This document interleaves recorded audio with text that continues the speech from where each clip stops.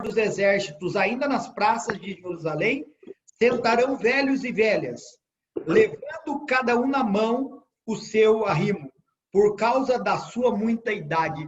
Ele está falando do passado, de pessoas que participaram da invasão e que permaneceram ali. Quando ele fala das praças e ele fala dos meninos, ele está falando de um futuro.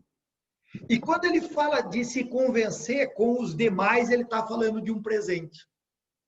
As praças e os meninos e meninas brincando seria um futuro que havia após aquela ruína, após aquela invasão, após aquela destruição. Interessante que as praças, que naquele momento elas estavam em ruínas, nem sempre foram ruínas. Ou seja, teve um momento que as praças foram importantes. Até um tempo, aquelas praças, daquela forma, ela foi importante.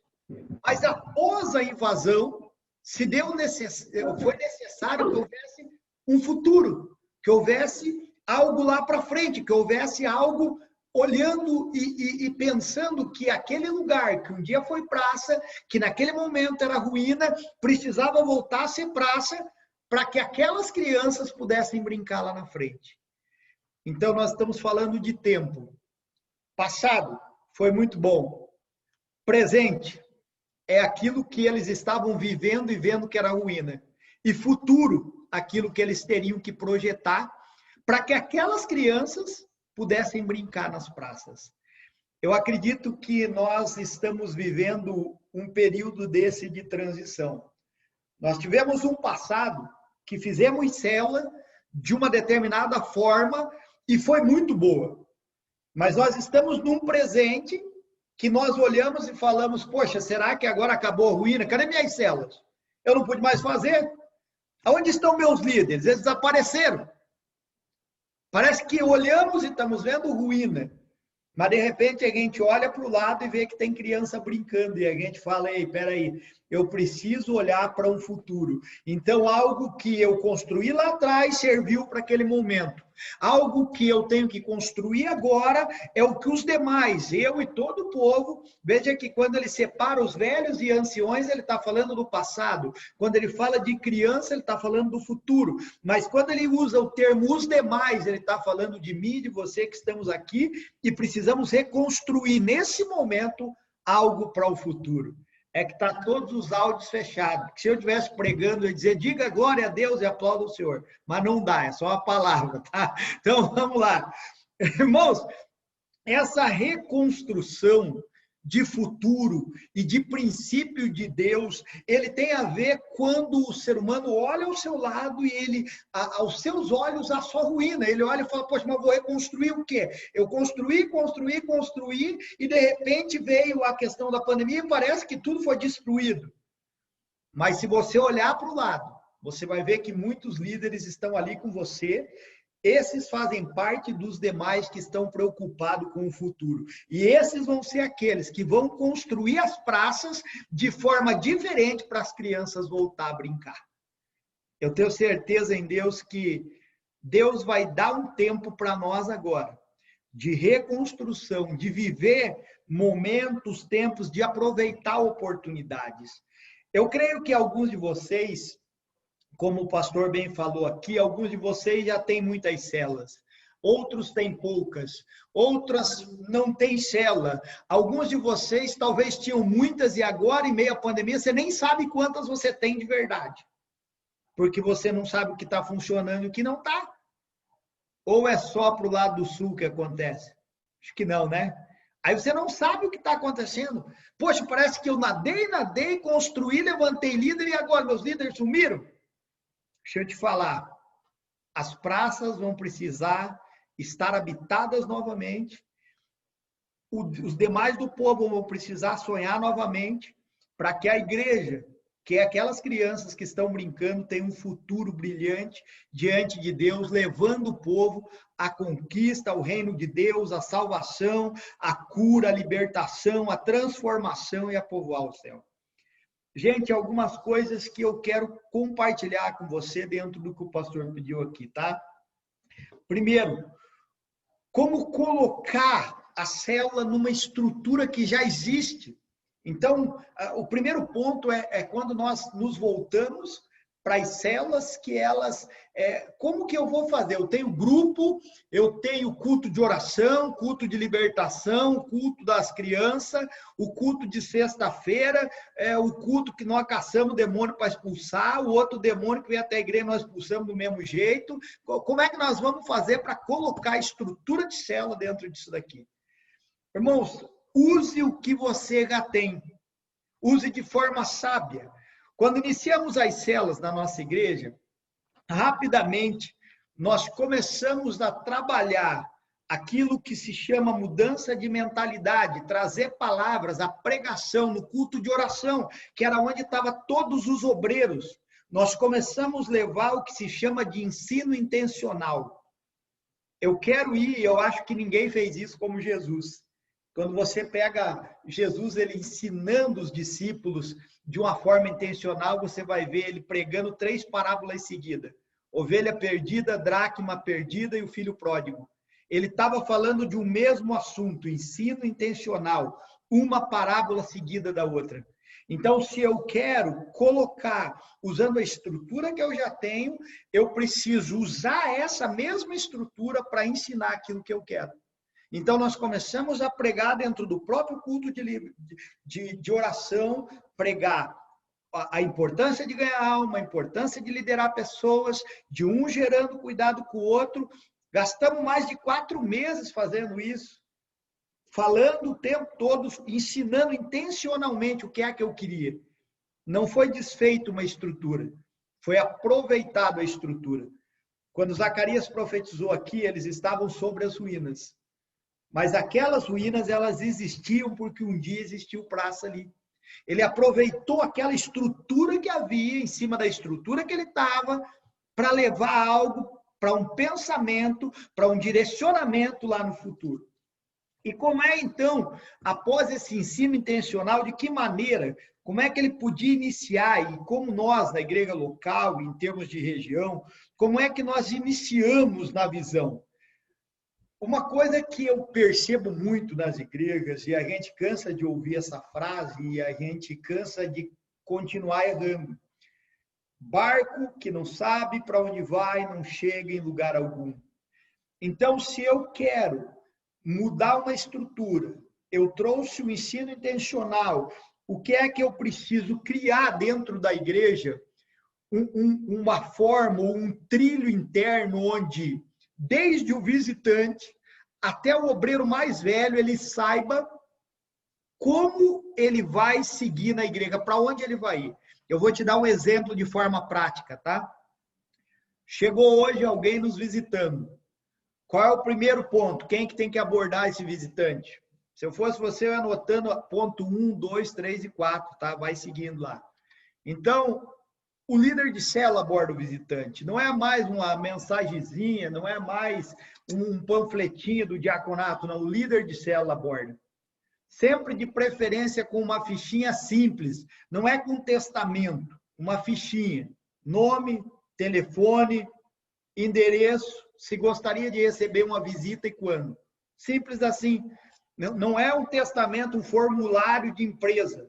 Currículo, de onde você veio, para onde você foi, não. Simples, para que ele possa se sentir à vontade para responder.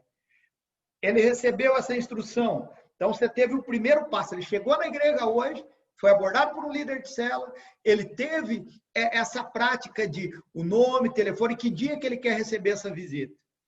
Beleza? Segundo ponto, ele vai ser encaminhado para uma célula, ou seja, olha o meu trilho, já coloquei o meu segundo vagão. Primeiro, ele foi abordado. Segundo, o líder de célula vai fazer aquela visita para ele e vai levá-lo a uma caminhada de discipulado, de integração. Então, talvez você que está anotando, você pode colocar aí, de repente, líder de célula integrando esse visitante. Terceiro, culto temático. Precisa ter culto para as pessoas definirem batismo, gente. Às vezes nós ficamos com pessoas dentro da igreja por anos, porque nós não temos uma mensagem voltada para a decisão pelo batismo. Então, eu tenho que, uma vez por mês, não sei se na Santa Ceia, não sei se no último domingo do mês, eu tenho que ter uma mensagem específica para a decisão. Tem que ter. Então, esse visitante, ele chegou, ele recebeu a integração, ele tem uma mensagem para decisão de batismo. Amém. Ele se batizou. Vamos colocar um quarto vagão aí? Automaticamente, o que é que eu preciso fazer? Ah, pastor, aqui na minha igreja a gente tem a escola bíblica. Maravilha! Aproveita a escola bíblica e coloca a matéria inicial. Já coloca falando do trilho do crescimento. Explica como a igreja funciona, pastor sênior, CDL, pastores locais, como é que é os grupos, dá o suporte, integra ele, mas já preparando ele para ser líder lá na frente. Passou 4 meses, 5 meses, vou voltar em Zacarias, tá? Eu sou apaixonado pelo Zacarias aqui. Eu lembro de lá de trás. Então é o seguinte, vamos lá em Zacarias, ele estava preparando os meninos e as meninas para passearem nas praças lá da frente, ele tinha que fazer sonhar com o futuro. Quando eu levo alguém para o batizo e acabou, eu não estou preparando as crianças para o futuro. Eu estou pensando apenas na igreja do presente. E a nossa missão é pensar na igreja do passado, é firmar a igreja do presente, mas preparar para a igreja do futuro. Então, eu trago ele, mais do que para o batismo, para essa caminhada. Você se batiza e você ingressa em 4 ou 5 aulas. Gente, qual é o material para usar? Você tem N materiais. Você tem N materiais. A própria Central de Célula Nacional pode fornecer para você. O que a gente trabalha basicamente na igreja local? Maturidade cristã, o panorama da igreja, como é que ela funciona, pastor sênior, pastores de rede, CDL, coordenador, tal. Então, o camarada, ele sabe, olha, bom, agora eu passei pelo batismo, fiz a escola para onde eu vou. Ele vai direto para o TLC, que é o treinamento de liderança. Automaticamente, eu coloquei mais um vagão no meu trilho interno.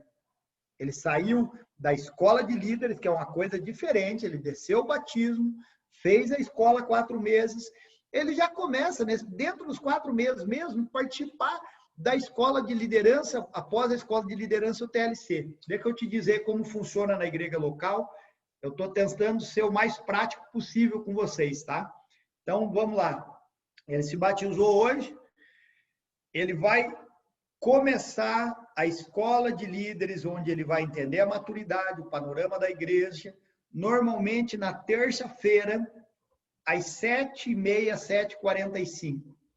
Por quê? Ele vai ficar lá na salinha aprendendo tudo isso, das 15 para as 8 até as 8h30.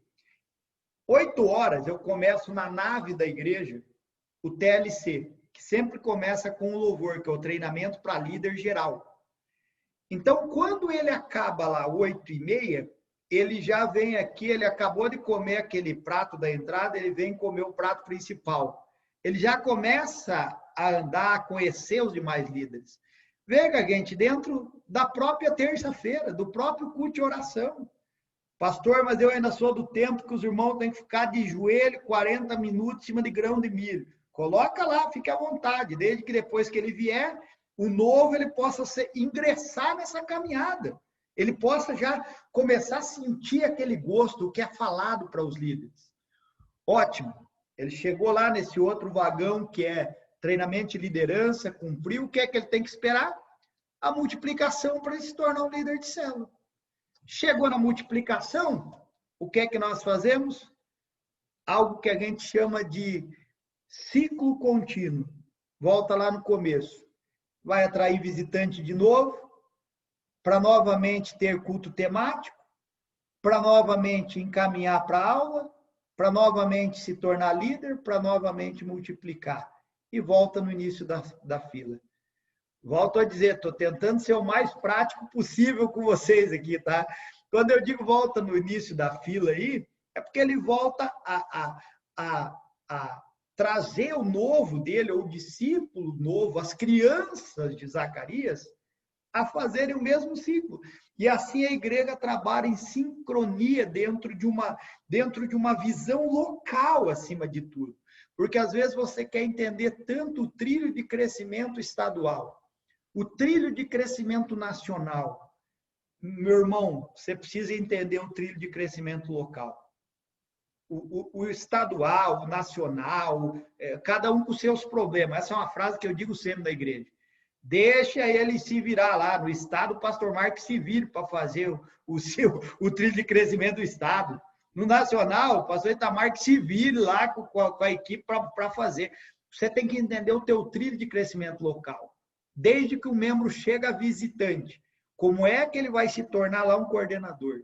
Ele sabe o que ele tem que fazer. Bom, para eu chegar lá na frente, para eu amanhã ter muita gente, para eu ser um líder forte dentro da igreja, eu preciso chegar aqui, me batizar, ir para a escola de treinamento.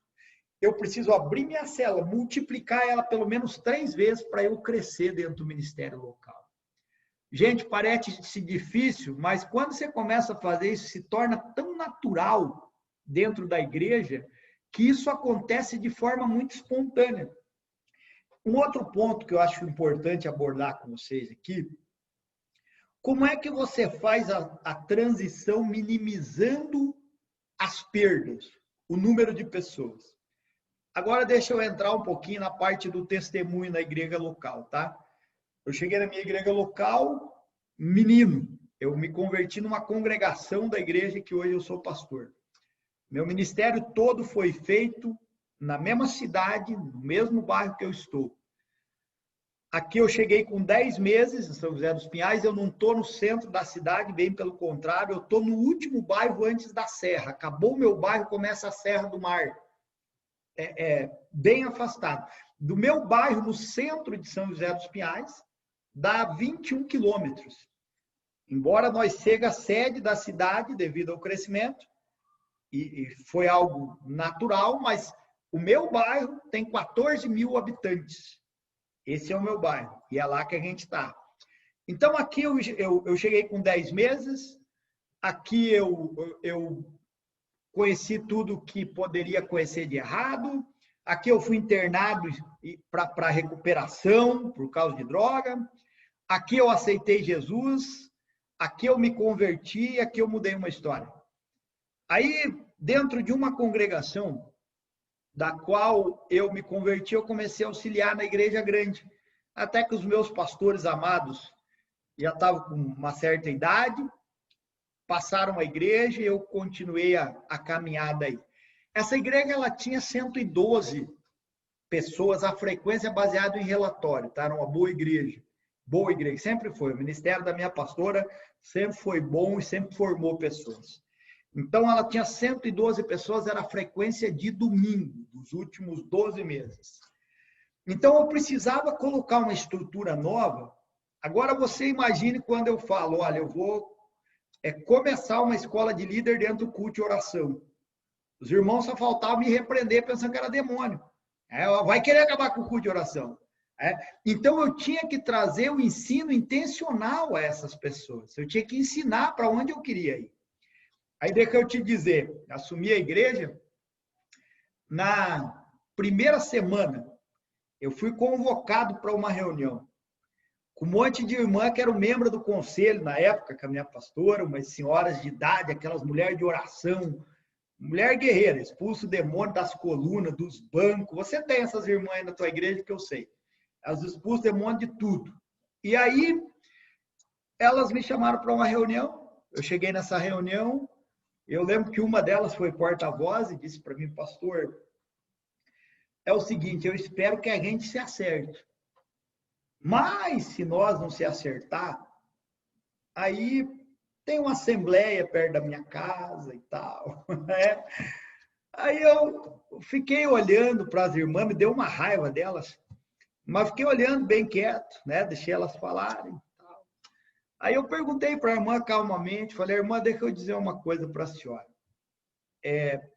Para nós não se acertar, só se eu não souber o meu lugar ou a senhora não souber o seu. A senhora sabe o seu? Ela disse, eu sei. Eu falei, então eu também sei o meu. Então nós vamos se dar muito bem. Acabou a reunião, fui para minha casa. Irmão, não sei quantos pastores nós temos aqui. Um pastor, quando é confrontado, ele não fala, mas ele fica com uma raiva que você não tem ideia. E eu fui para casa com uma raiva, fui orar. E de madrugada eu não conseguia dormir. E sabe quando fica aquelas coisas, eu devia ter falado isso, eu devia ter falado aquilo, por que que eu não falei isso? Por que que eu não falei aquilo? E eu fui orar, isso era umas 2:30 da manhã, eu abri um texto da palavra de Deus e eu esperava que Deus ia falar comigo. Eis que te digo, meu servo amado, você está certo, essas mulheres são terríveis, deixa que com elas eu tratarei, deixa comigo. Para minha surpresa, eu abri no livro de Salmo 105, 115, quem conhece esse texto aí, ele diz assim: não toque nos meus ungidos e não maltrate meus profetas. Ou seja, deixe as velhinhas em paz. Me deu mais raiva ainda. Aí, meus irmãos, eu fui para o joelho no chão, orei, falei, sabe o que eu vou fazer?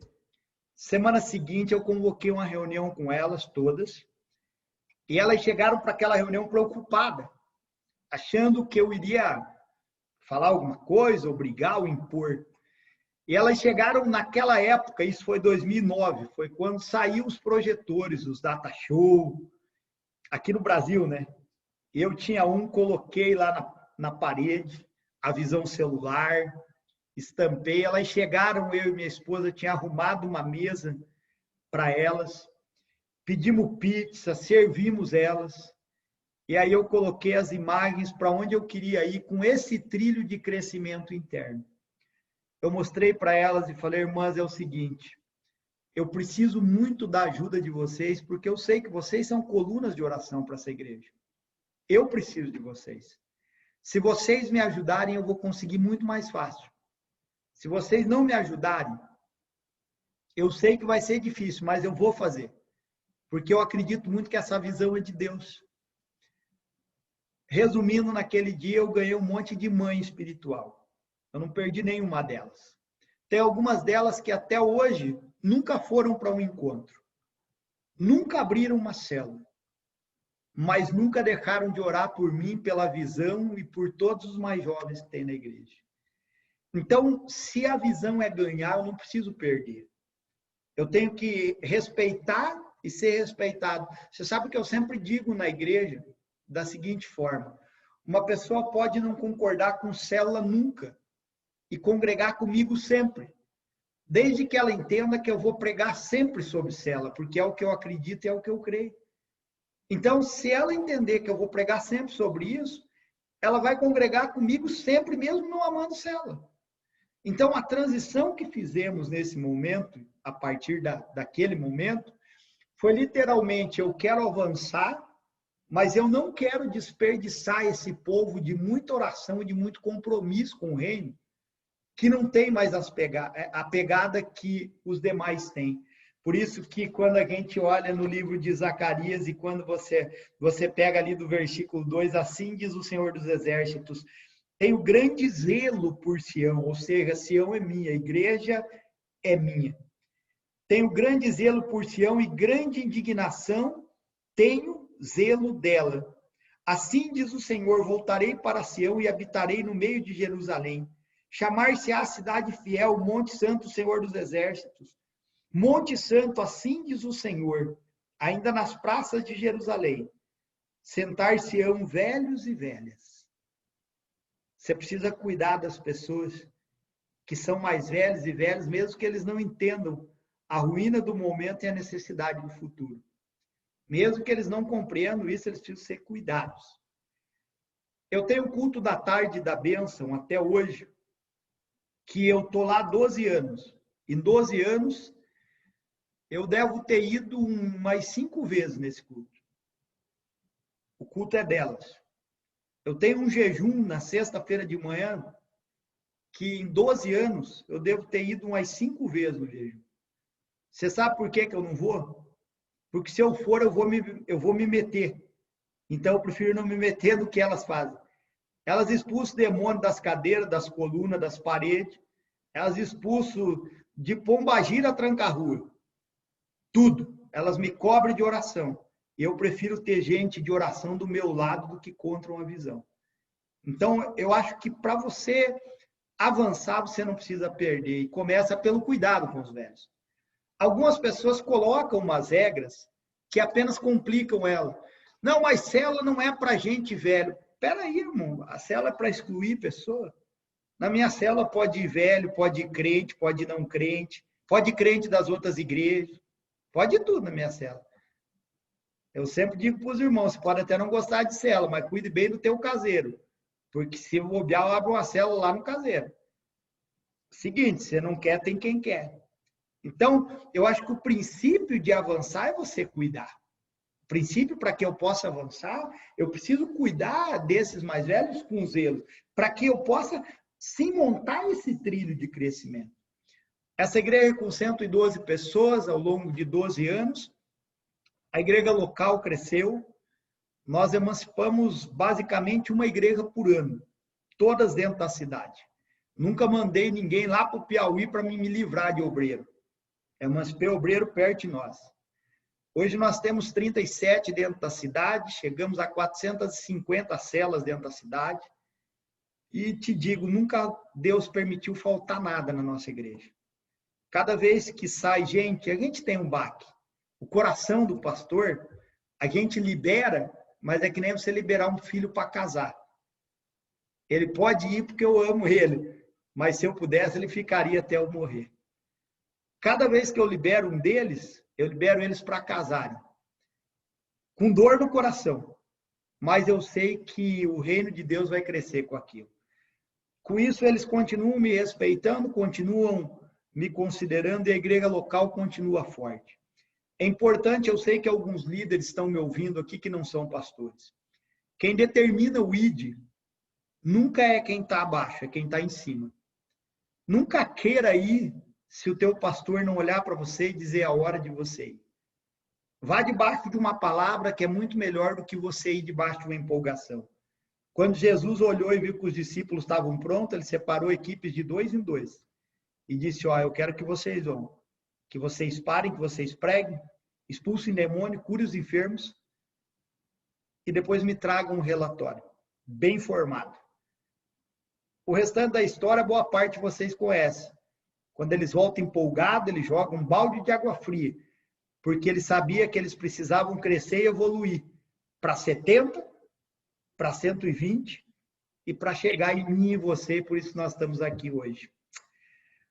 Pastor, estou à disposição de vocês. Se tiver alguma pergunta, alguma coisa que eu possa ajudar aí, estou aí. Tá bom, eu quero começar perguntando.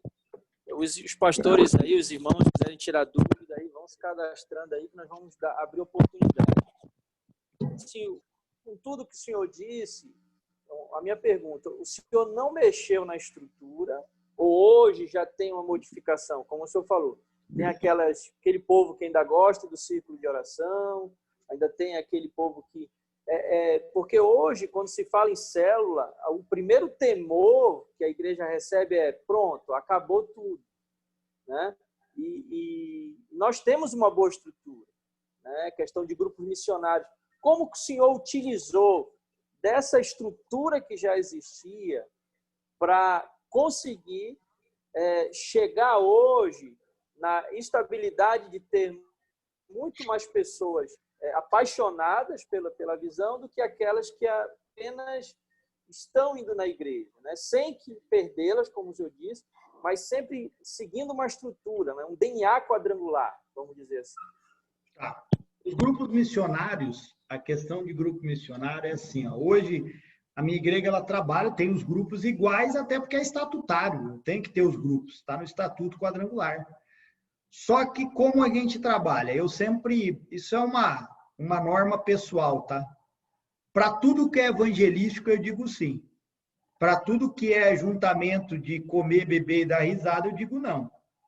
Então, assim, nós temos algo que o grupo missionário vai fazer. Esse evento é missionário? Você vai fazer uma conferência de mulher. Cada mulher vai poder levar uma que não é crente?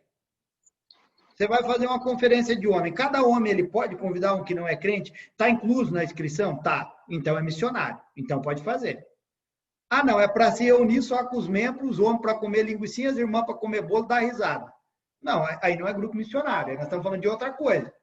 O Estatuto Reza é missionário. Então, como eu fiz na igreja local? Como eu disse, eu estou tentando ser o mais prático possível, tá, pastor? Não sei se estou conseguindo, mas estou tentando. Então, na igreja local, o que nós fizemos? Os presidentes de grupo, eles continuaram com as atividades. Eles fazem 2 grandes reuniões no ano. As mulheres agora vai ter uma conferência, agora dia 24, depois tem outra em março. A gente sempre traz um trabalho de peso, e a igreja local que faz. Eu nunca dou cota para a região vem porque vem peso, vem porque gosta, porque o último estava com a Ludmilla. Aí as irmãs vão ao delírio. Então a gente traz evento forte. Agora, tudo que é missionário, sim. A transição disso, eles tiveram aí, eu digo para você, eles foram entendendo na mudança de mentalidade que ele precisava não mais apenas fazer, ele precisava gerar. Então, quando ele iria fazer um evento para gerar o servo, filho para Deus, tô junto. Ah, não, é só ajuntamento de pessoas. Então, no particular, eu sempre perguntava qual é o propósito. E até hoje eu faço isso, sabe? Os casais, tem o jantar de casais. Pastor, eu vou fazer o jantar de casais. Então, vamos fazer o seguinte, vamos colocar um valor que dê para cada casal trazer mais um evangelístico. Aí tem propósito. Então, vamos embora? Aí eu transformo os grupos em grupos missionários, literalmente. Senão, eles eram de grupo missionário só de fachada, né? Tá fechado o áudio, pastor. Algum pastor aí que queira perguntar, pode abrir o áudio, fazer a pergunta para o pastor Itamar, ou algum líder.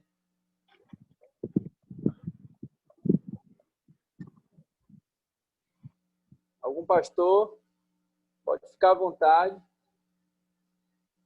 Deixaram aqui uma pergunta no chat, mas seria bom você mesmo fazer. Pode fazer.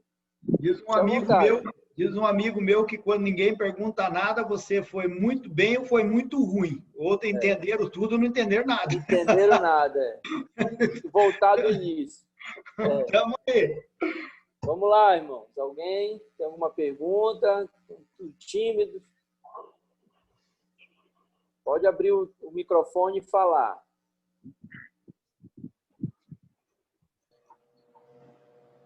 Se ninguém vai falar, eu vou continuar. Azar de vocês, depois não podem reclamar. Continue. Mas aí, a sua experiência, né?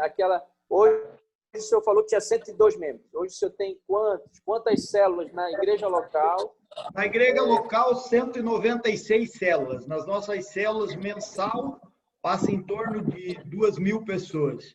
Na igreja local, a gente tem em torno de 1.100 pessoas, agora com a capacidade reduzida, né? Mas mesmo assim, esse final de semana eu já estava feliz da vida, porque o povão voltou de novo, enfrentou o medo, encarar de novo a situação, né? Então, nesses 10 anos, mesmo tendo uma igreja emancipada por ano, a gente conseguiu continuar nessa crescente. A gente tem uma meta de batismo anual de 100 pessoas e a gente chegou a batizar 308 pessoas no ano. Eu não gosto muito desses números, assim, estou respondendo só porque o senhor mesmo me perguntou.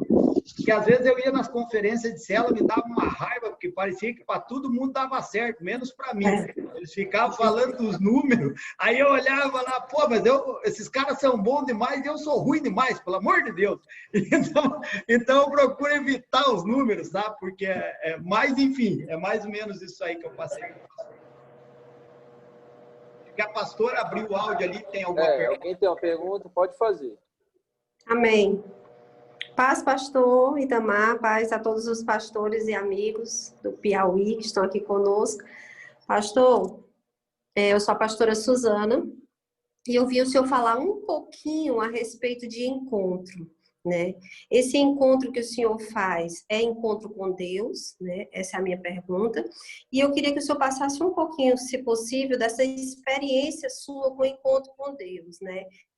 O senhor tem um formato, um modelo que o senhor adaptou para a sua igreja local, para a sua região, né?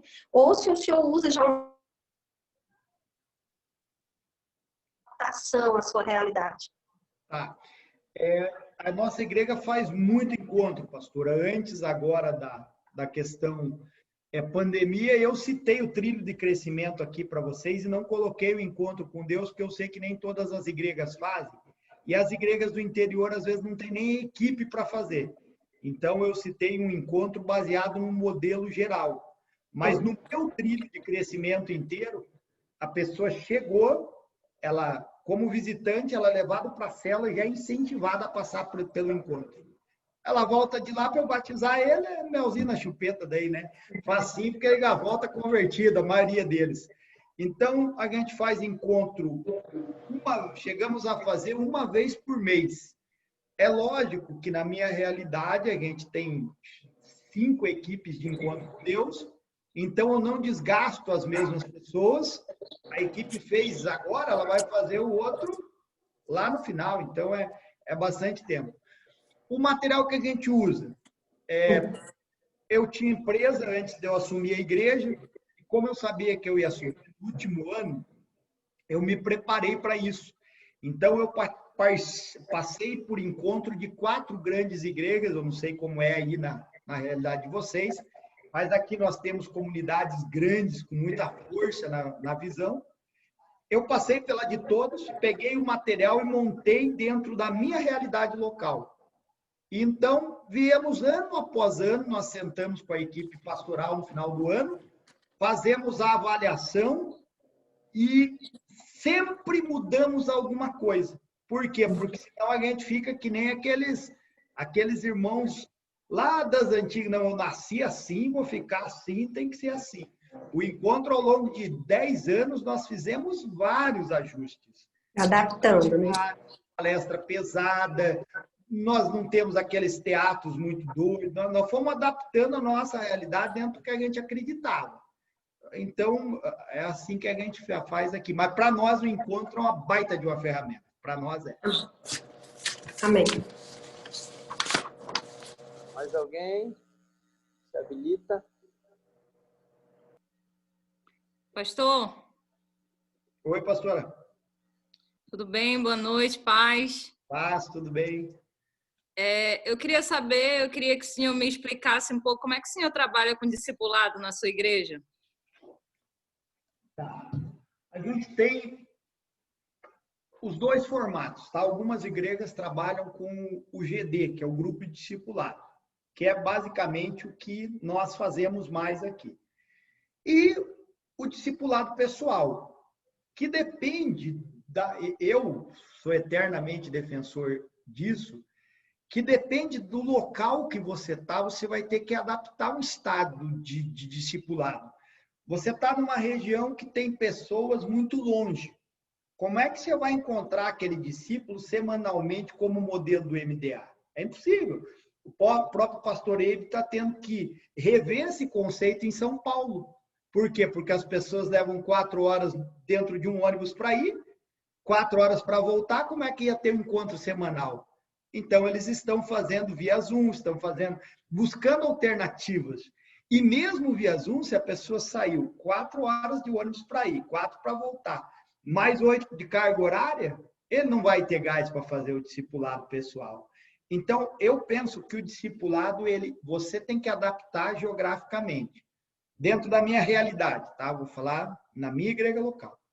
A gente tem o GD uma vez por mês, baseado, novamente, usando a estrutura. Eu discipulo os membros do meu CDL, que basicamente são meus pastores, e a pastora discipula as esposas deles. A gente, uma vez por mês, senta. A estrutura do GD. A gente começa com um tempo de palavra, mentoreamento.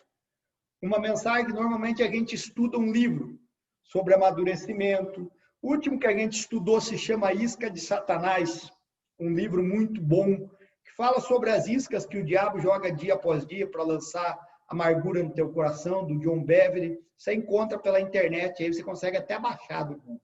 Então a gente trabalha um livro, os homens com os homens, as mulheres com as mulheres.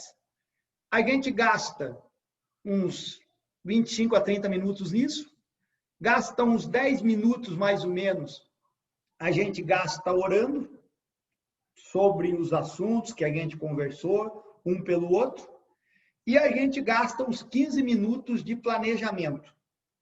Como é que está as células? Como é que você está fazendo, que você está multiplicando? O que é que você está fazendo lá que você conseguiu atrair mais visita? Então, eu deixo, é quase com a terapia de grupo.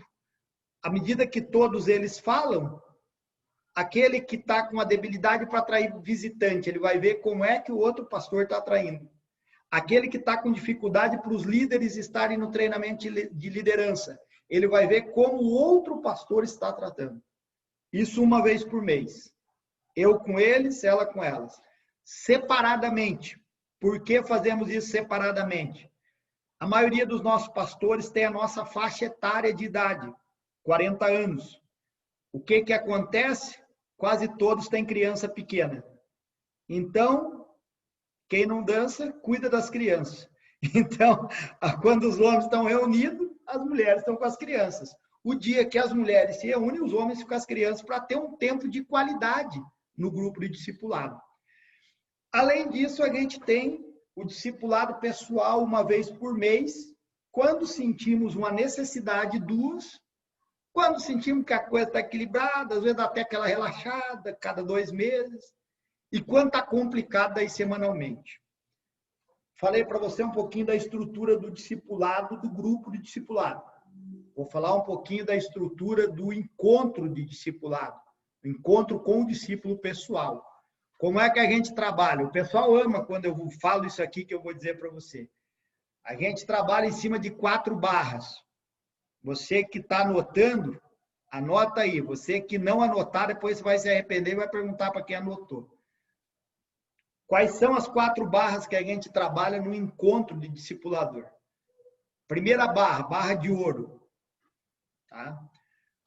O que é a barra de ouro? Eu encontrei o meu discípulo hoje. Como é que você está? Tudo bem? Tudo na paz? Me conte uma coisa daí, como é que está a tua questão financeira? Você está empregado, está desempregado? Não estou empregado, está conseguindo manter a prestação do carro em dia? Você tem o hábito de comprar as coisas à vista, no cartão? Barra de ouro, basicamente, finança. Está conseguindo separar o teu dízimo, ser fiel? Segunda barra. Barra da fama. Como é que você lida com as críticas, com os elogios? Como é que você se sente quando alguém critica o teu filho? Quando você sente uma farpa voltada para tua esposa? Como é que está no teu trabalho quando o chefe reclama? Barra da fama por quê? Nós trabalhamos autoestima e baixa estima. Entendido? Até aí tranquilo? Terceira barra. Olha que barra bonita. Barra da saia. Olha que beleza. Precisa de eu falar do que se trata, não? Hã? Acho que não, né? Então, vamos lá. Como é que... Com quem, ó, vou desenvolver uma conversa rapidinha aqui, tá? Da barra da saia. Eu estou vendo um pastor aqui que eu posso trabalhar um pouquinho com o pastor Alexandro. Pode abrir teu áudio, Alexandro? Você me ajuda a trabalhar um discipulado um pouquinho? Amém. Tudo bem, pastor? Tudo bem. Me diga uma coisa, você é pastor titular, não? Sim. É, quanto tempo? De janeiro, 9 meses. Oh, 10. é cedo. Começou agora. É casado, pastor? Noivo. É noivo? A tua esposa tem quantos anos? 30. 30 anos. E você? 33. Ô, Glória, o sogro é brabo, não? Não. É mesmo? É. Mas é crente o homem? Não, o homem ainda não é, não. Trabalhando ainda. Ô, Glória. Só a esposa. Você trabalha com o quê, pastor? Eu sou economista, trabalho na prefeitura com orçamento, planejamento. É funcionário público? É. E você tem bastante gente que trabalha lá com você, não? É mais sozinho na sala? Trabalho com mais 4 pessoas. Era mais pessoas, mas alguns saíram já. Homens, mulheres? Só mulheres e só tem meu chefe e eu de homem. São casadas mulheres, não? Agora as que estão lá são todas casadas. Vou parar por aqui, não vou mais fazer pergunta. Deixa Tá eu certo. explicar para vocês o porquê. Obrigado, pastor. Deus abençoe. Tá? Nada. Deixa eu fazer vocês entenderem o foco. Quando eu trabalho a Barra da Saia, eu estou vendo se ele trabalha, o grau de intimidade que ele tem com as mulheres. Ele sabe que elas são casadas. Eu sei que tem 4 que trabalham com ele. Eu vou perguntar de vez em quando no encontro discipulado como é que está. Como é que está a caminhada deles. Por isso nós falamos da Barra da Saia. Agora a 4ª barra, olha que barra fantástica. Essa barra aí tem os irmãos que foram libertos dessa barra. Espero que for, né? São João da Barra. Precisa de eu explicar o que é? Não. Tentação, meu irmão. Tentações desde quem tem a senha da tua internet, da TV a cabo, você ou tua esposa. Como é que você lida com as dificuldades com teus olhares? Como é que você trata isso? Então é basicamente isso. Às vezes a gente trabalha uma barra no encontro, às vezes 2, às vezes 3, às vezes 4. Explicado aí, pastora? Beleza? Incrível, obrigada, pastor. Valeu. Vamos lá, pessoal. Mais alguém? Vamos lá. Essa semana é uma semana de crescimento, de fortalecimento e de fortalecer as bases. Fique à vontade. Pastor, eu falei para você, se você me permitir, eu gostaria de 5 minutinhos para eu passar para você a minha experiência local, já que não estão fazendo mais perguntas, tá? Depois, se eles me mandarem, eu te respondo. Você tem meu contato aí. Pode falar.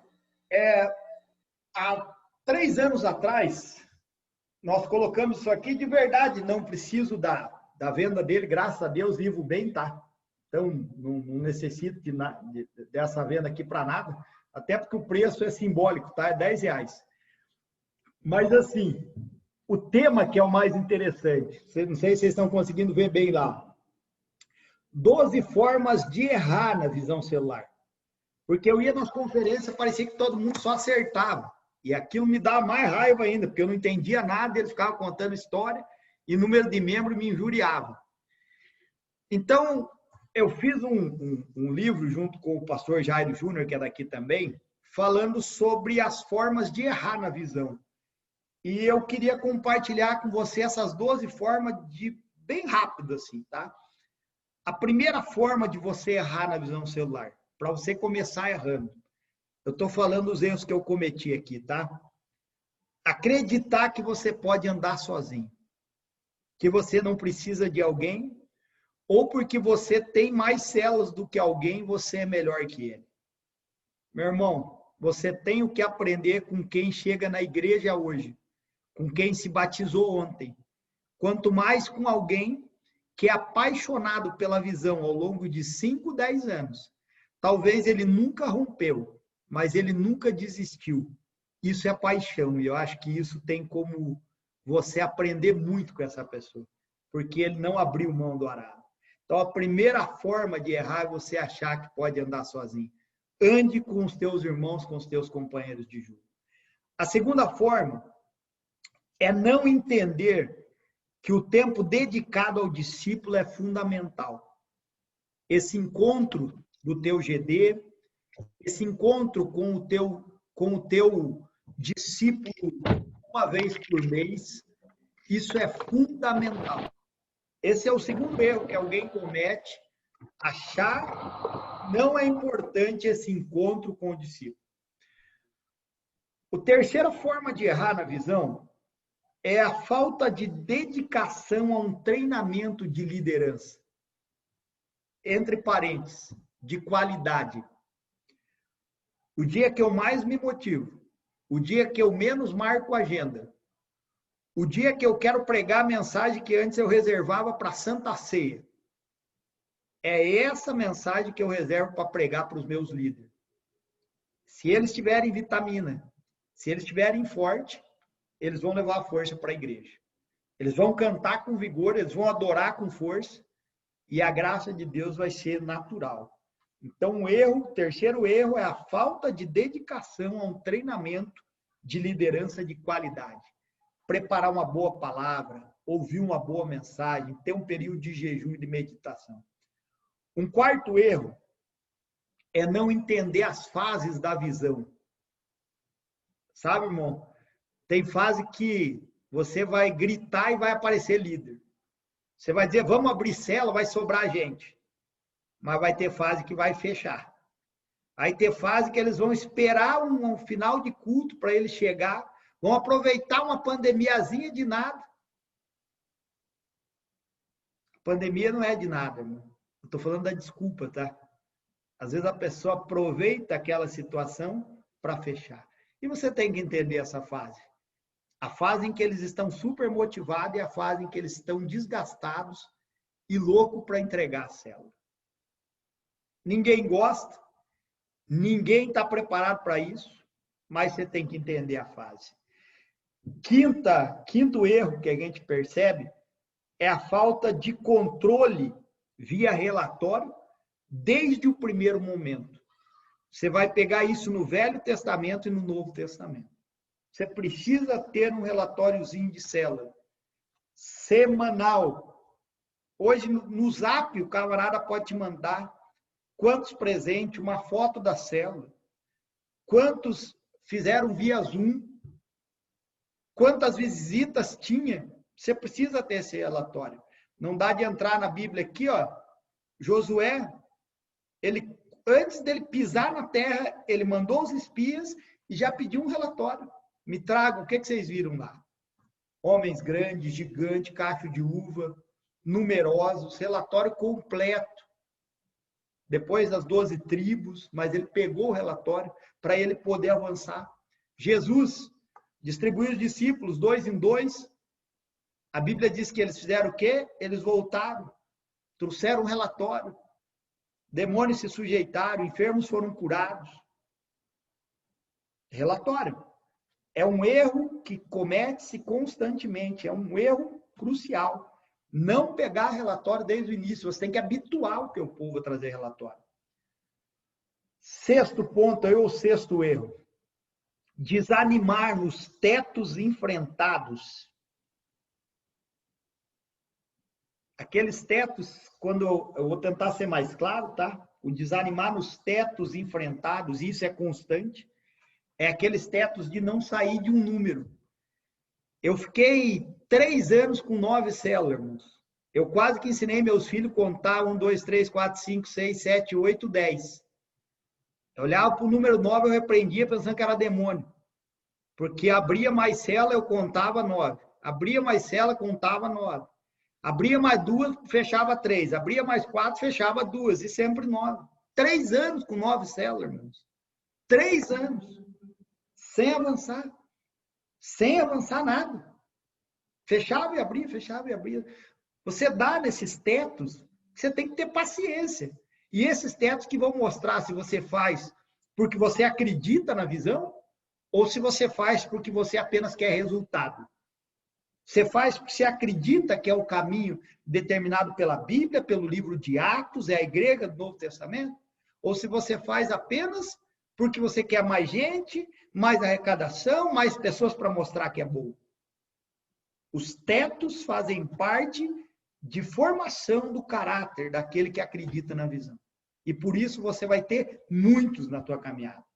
Eu tive um teto com 9 células, eu tive outro teto com 37 células, eu tive outro teto com 76 células, e estou me batendo para chegar nas 200 células, para superar essas 190, estou me ferrando, já faz 3 anos de novo.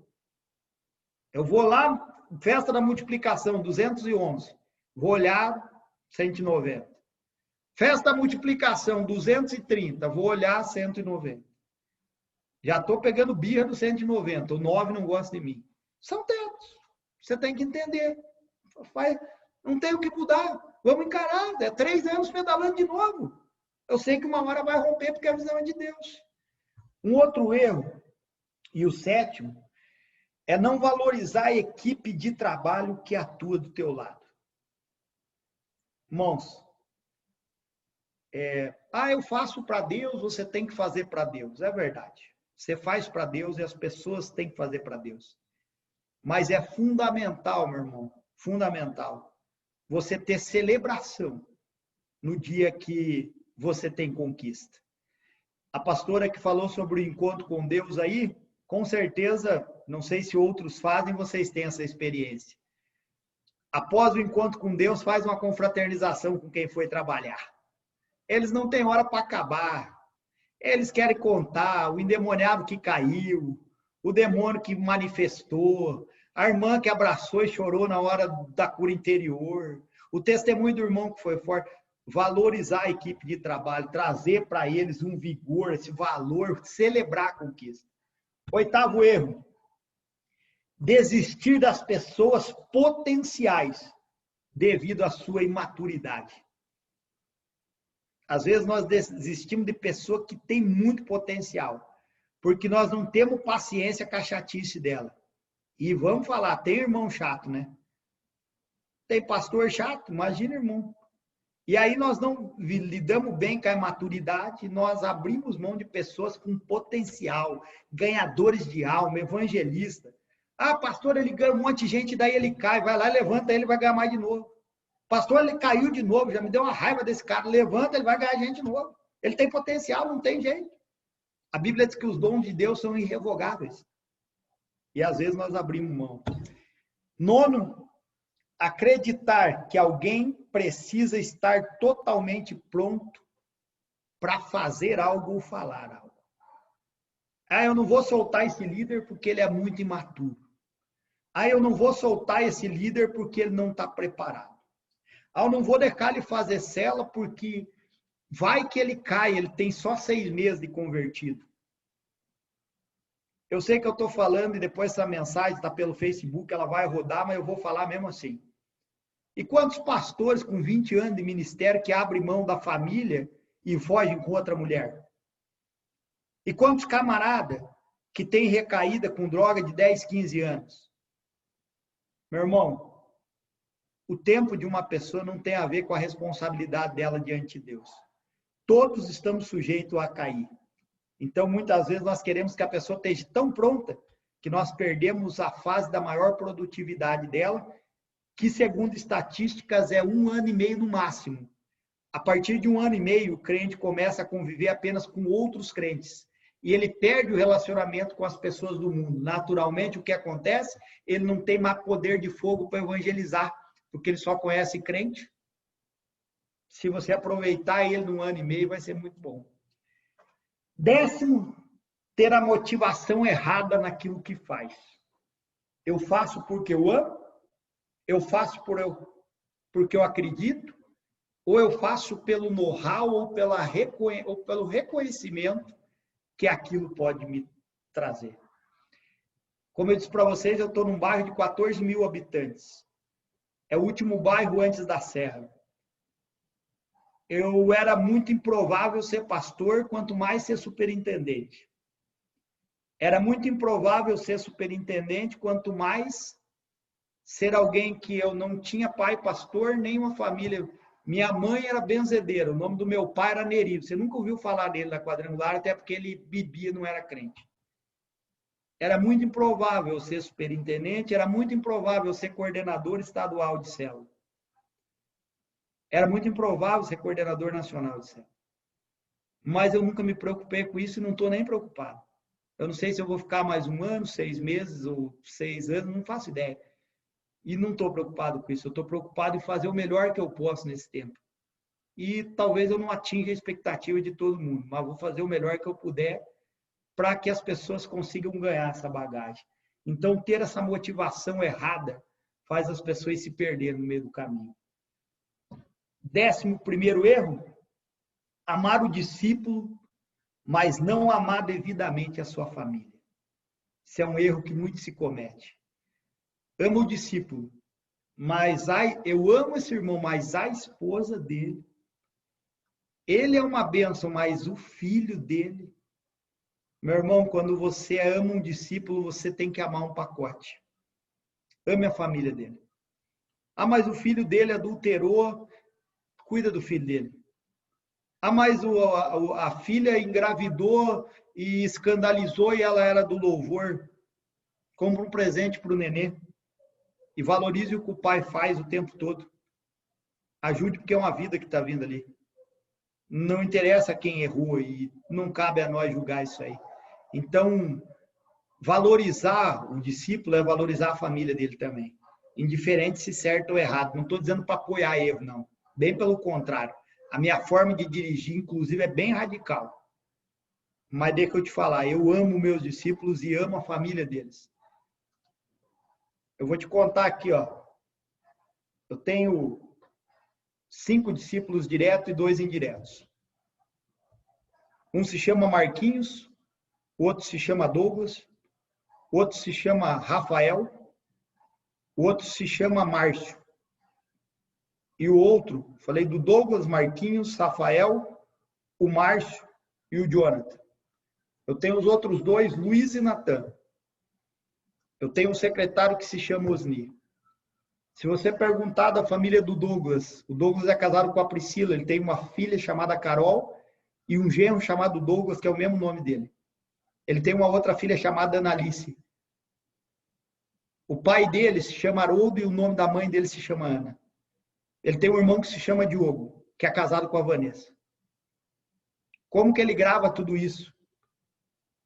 Porque eu não consigo cuidar de 100 pessoas, mas os 5 que eu cuido, eu amo eles e a família deles. O seu Haroldo não é da igreja. A dona Ana vai de vez em quando, mas eu conheço eles pelo nome. Se você perguntar de qualquer um deles, eu vou te responder a mesma coisa. Tanto do Rafael. Se você perguntar do Márcio, eu vou te falar a mesma coisa. Valorizar não só o discípulo, mas a família toda. Um 12º erro aqui é abrir mão da persistência pelos desapontamentos da caminhada. Às vezes você abre mão da visão porque um líder te trai, porque alguém desistiu da célula por causa da pandemia, porque um irmão que era super potencial ele se desviou, porque alguém abriu a igreja a 3 quadras dali. Irmão, desapontamento, ficar decepcionado com pessoas, se não for na visão celular, vai ser no teu trabalho, vai ser na tua família, vai ser nas tuas amizades. Você vai se decepcionar sempre. Então, não use isso jamais como álibi para abrir mão da visão que é tão linda e é de Deus. Seria esses 12 erros básicos, que está mais aberto no livro aqui. Talvez um dia eu dê um pulo no Piauí e você vai poder desfrutar dele. Pastor Marcos, encerro minha fala aqui. Eu acho que eu já gastei tempo demais para o meu tamanho. Deus abençoe. Espero ter ajudado, ter contribuído com alguma coisa aí com vocês todos, pastores, superintendentes, líderes, que Deus abençoe grandemente a vida de vocês e tamo junto. Deus abençoe, abração. Abraço, pastor. Quero agradecer ao pastor Itamar, agradecer a cada superintendente, cada pastor que esteve hoje, nessa primeira noite, dizer que temos uma semana toda. E pelo que você viu nessa primeira noite, a sua liderança tem que participar, seja pelo YouTube, como vai ser amanhã, seja pelo Zoom. Então, é importante nós entendermos que essa semana tudo pode esperar, menos a paixão pelo nosso propósito. Pastor, que Deus lhe abençoe. Obrigado aí pelo carinho com o nosso estado. Claro que em breve estaremos juntos aqui e pode contar com cada pastor desse estado, cada superintendente, cada líder de uma regional. Estamos só no começo de um trabalho, estamos recrutando esse exército, pessoas apaixonadas. E aqui eu quero me dirigir aos demais pastores. Vamos amanhã envolver mais a nossa igreja, envolver mais a sua liderança. É um momento que não pode nos fazer falta lá na frente. Pastor, eu oro pela sua vida, que Deus lhe abençoe seu ministério. Eu sei que a caminhada agora na Central é um desafio, mas vamos estar juntos, vamos vencer. E é assim como eu sinto também de cada pastor. Amanhã nós vamos continuar aqui, teremos o apóstolo André Ricardo, já quero reforçar o convite, mais tarde eu vou colocar nos grupos. E eu quero encerrar, pastor, com o senhor abençoando abençoando o nosso estado. Abençoando. Amém, pastor. Algumas pessoas estão perguntando aqui no Face, aqui no chat, esse livro, o senhor disponibiliza, como é que a gente pode fazer? Podemos fazer algum pacote? Se vocês quiserem aí, veja quantos você precisa. Aí a gente coloca o correio está parado, né? Não sei aí, mas aqui está. Mas aí a gente está voltando aos poucos. Mas aí a gente coloca no correio e manda para vocês aí. Tá bom, então aí você que está aí no Face, está no Zoom aqui conosco, entre lá no nosso grupo, deixe uma mensagem que nós vamos ver a quantidade e aí depois voltamos a falar com o pastor aí, saber como ele nos entrega e nós repassamos para você. Pastor, abençoe o nosso estado, abençoe a nossa vida. Estamos aqui em nome do nosso supervisor, o reverendo Ademir. Eu louvo a Deus pela vida dele, por ele ter me confiado essa tarefa de reunir esse exército. E eu sei que nós vamos ainda fazer acontecer o projeto de Deus nesse estado junto. Então, pastor, ore por nós, estamos à disposição do rei. Amém, pastor. Quero deixar aqui em nome do Conselho Nacional, do pastor Ivelto, nosso secretário-geral, do pastor Mário, da pastora Bianca, de todo o Conselho Nacional, um abraço, que Deus abençoe vocês grandemente. E só é possível eu estar trabalhando na visão, porque eles me dão toda a liberdade para que a gente possa continuar nessa caminhada, levando o evangelho aí. Então, fica aí o abraço do pastor Mário, da pastora Bianca, do pastor Ivelto, e de toda a equipe do Conselho Nacional. Também quero orar por vocês. Pai, eu quero te louvar por esse estado, meu Deus, tão especial. Eu quero te exaltar pela vida de cada um desses pastores, líderes, que estão sendo alcançados nesse momento, Pai. Talvez alguns que nos assistiram aqui nesse tempo, nesse momento ao vivo, e outros tantos que serão alcançados pelo Facebook, e eu tenho certeza que de alguma forma, que de alguma maneira o Senhor vai tocá-los, o Senhor vai abençoá-los, o Senhor vai renová-los durante esse mês, durante esta semana, trazendo novas estratégias, que eles possam entender, Pai, que esse povo do presente, assim como na visão de Zacarias, são os que vão construir a igreja do futuro de forma que nem nós mesmos sabemos como é que as coisas vão se desenrolar a partir daqui. Mas uma certeza temos. Se o Senhor estiver no comando, se o Senhor estiver conduzindo, a vitória é certa, porque somos teu povo, teus servos e teu rebanho. Eu quero colocar todo esse estado, a liderança do pastor Marco, a liderança do supervisor, do presidente ou do interventor, quem for a liderança maior desse estado, eu quero colocar nas tuas mãos e pedir, Pai, que eles possam avançar, crescer e multiplicar para a glória do teu nome. Amém e amém, Jesus. Amém, pastor. Deus abençoe. Abraço, até mais. Deus abençoe. Amém. Amanhã estamos de volta, hein? Então aí todos os pastores amanhã, conto com vocês. Vamos aí, nosso Instagram, nosso Facebook, nosso YouTube. Que Deus possa abençoar a todos. Um abraço aí. Deus abençoe aí. Se quiserem mandar um alô aí para o pastor, pode tirar aí o microfone, ativar ele aí. Que Deus abençoe, pastor Itamar. Conte conosco. Valeu, Deus abençoe. Tchau, pastor. Obrigada. Amém, obrigada. Valeu, Obrigada, pastor. foi muito bom. Uma benção. Começamos com o pé direito. Deus te abençoe. Amém, pastora Amanda, Muito pastor obrigada. Suzana, pastor Carlos, Deus abençoe, pastor Heraldo, Conceição, Muito bom. Ivanil, Deus abençoe todos. Abriu com chave de ouro. Amém, Deus Até abençoe. amanhã, gente. pessoal. Um Tchau, abraço. pastor. Tchau, pai. Tchau, tchau. Pastor Ivanildo, Deus abençoe. Abração, tchau, tchau. Paz. Tchau. Valeu a todos. Amanhã, hein? Estamos de volta. Amém, 9 horas obrigada. amanhã. Amanhã, 9 horas. Paz. Paz.